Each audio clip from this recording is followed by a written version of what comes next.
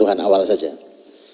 Subhanallah, pelajaran mahal sekali tentang Musa alaihissalam sejak dia bayi. Bukan begitu? Quran menuturkan bagaimana ibunya sampai Allah bimbing untuk melarung di sungai Nil itu kata per kata dalam ayat tentang hal itu memiliki pelajaran yang sangat istimewa. Sangat istimewa pelajaran itu. Saya kasih contoh, Pak. Saya kasih contoh.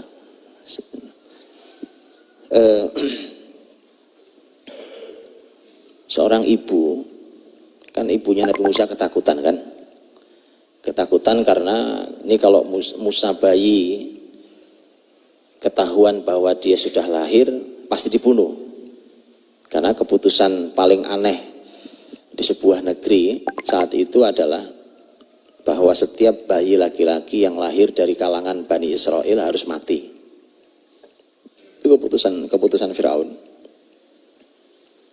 Maka ibunya khawatir tentang bayinya yang pasti mati. Ini kalau ketahuan saja mesti mati. Padahal negara terus mengintai siapapun yang hamil. Dicatat itu, Pak. Siapapun yang hamil nanti akan ditunggu lahirnya laki atau perempuan.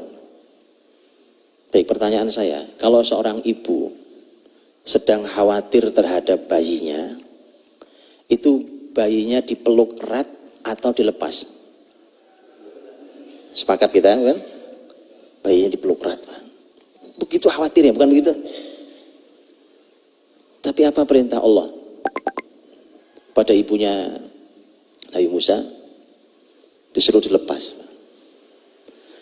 Ibu sedang khawatir, bayi malah disuruh lepas, Pak.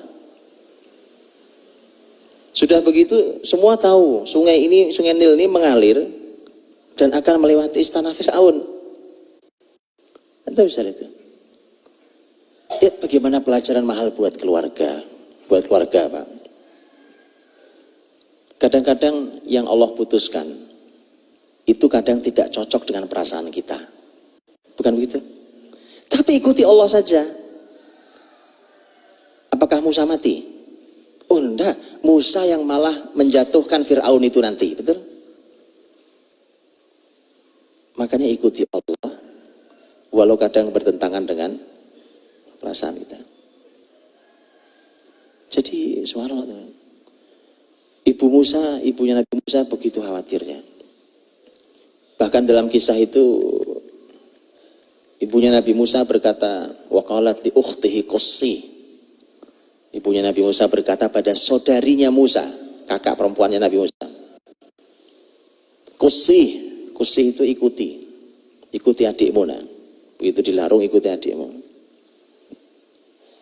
Lihat, Pak, ibunya berkata, ini tentang ciri anak soleh dan soleha. Sekecap kata, satu kata, kusih artinya ikuti adikmu, ikuti dia. Apa kakaknya kemudian diem aja nggak bergerak gitu? Sekali perintah jalan. Pernah jumpai anak dipanggil sudah 5 kali nggak datang? Hah? Ada juga di situ. Subhanallah. Gimana didiknya itu, Pak? Makanya belajar sama ini ibunya Nabi Musa. Loh, ada pelajarannya, Pak. Ini cuma karena waktu saya nggak cukup saja, karena bukan itu tema kita. Tema kita saya cuma ingin mengasih muqaddimah, Pak. Kan tema kita tahrim katanya. Jadi lihat itu. Cuma sekali kata, kusih, ikuti dia. Keluar tuh dia dari rumahnya. Nggak pakai 2 kali, nggak pakai 3 kali perintah. Lebih dari itu, ini anak cerdas. Nah, ini enak nih, punya anak solehah cerdas pula. Kan enak orang tua. Bagaimana cerdasnya? Ini satu kata ini, Pak. Padahal itu anak kakaknya itu belum dewasa sekali. Cuma satu kata, tidak ada panduan detailnya, tetapi dia bisa menerjemahkan dengan detail. Kan cuma satu kata. Tapi apa yang dilakukan? Begitu dia keluar, dia bukan ngikutin gitu adik, bukan, Pak. Karena kalau dia ngikuti begitu, nanti ada petugas negara yang curiga, nih ada apa? Ada kotak mengapung di atas air, kemudian yang ngikuti seorang perempuan dari masyarakat Bani Israel, kalau mencurigakan diambil, kemudian ketahuan bayi laki-laki, ini pasti saudaramu, Bani Israel juga, pasti dibunuh. Berarti dia harus mengikuti, tapi tidak boleh ketahuan bahwa dia sedang mengikuti. Lihat anak cerdas, diikuti. Terus diikuti gitu, tanpa harus ketahuan bahwa dia sedang mengikuti kotak yang mengapung di atas air itu. Begitu diambil, begitu melewati istana, karena istana di pinggir sungai Nil, begitu diambil, sudah sekarang adiknya sudah masuk di dalam istana. Nggak tahu nasibnya, status tidak jelas itu bayi. Dia tungguin Pak, kan tugasnya ngikuti, kan belum selesai tugasnya. Ini nasib adiknya kayak apa di istana. Nanti lihat cuma satu kata, tapi dia bisa terjemahkan panjang lebar. Begitu ada pengumuman dari istana, karena bayi sudah beberapa saat tidak menyusu, maka nangis dan diumumkan bahwa siapa yang bisa menyusui punya ASI maka diminta untuk datang ke istana, tentu akan mendapatkan imbalan yang luar biasa. Maka ternyata Allah berfirman wa harramna 'alaihil maradhi'. Allah halangi semua ibu yang menyusui, itu Allah halangi sehingga tidak cocok buat Musa. Allah punya rencana, makanya ikuti Allah lah. Allah tuh jauh punya rencana lebih baik dari kita. Sehingga bayi itu tetap nangis, Pak. Tetap nangis. Lihat anak perempuan cerdas ini, kakaknya Musa yang solehah ini. Dia datang ke istana menghadap. Dia bukan ngomong, ini anaknya ibu saya, nggak begitu ngomongnya, Pak. Itu mah bodoh namanya kalau gitu, itu pasti dibunuh. Apa kalimatnya? Hal adullukum ala ahli baiti yakfulunahu. Maukah kalian aku tunjukkan satu keluarga yang mereka bisa merawat bayi ini?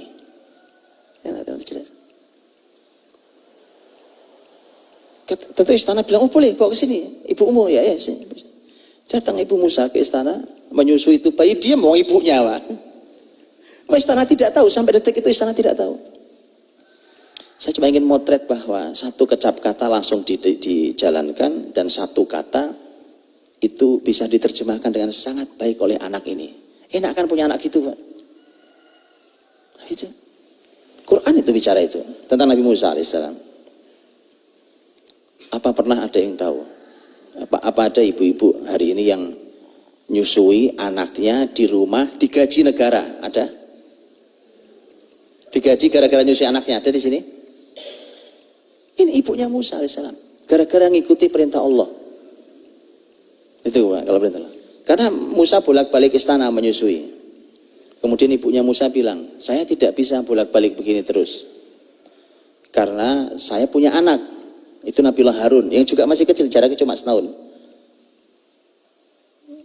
Kalau Anda mau, kata ibunya, bagaimana kalau bayi ini saya bawa pulang? Saya bawa pulang ke rumah, saya susui di rumah, kapanpun istana mau datang untuk bermain, untuk mengambilnya, silahkan. Kata ibunya Musa. Istana mengizinkan bayi dibawa pulang. Antum bayangkan lihat. Antum lihat. Dibawa pulang ke rumah, disusui sebagai anaknya, itu bayi balik ke pangkuan ibunya, ibunya digaji negara. Begitu loh kalau rencana Allah itu, makanya jangan ngeyelan kalau sama ayat itu kan. Baik, teman-teman, saya coba memukadimai bahwa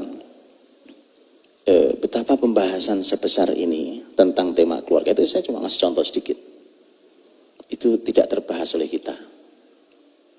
Maka mari kita bahas, berkeluarga masa nggak ada panduannya. Panduannya detil, sangat amat detil.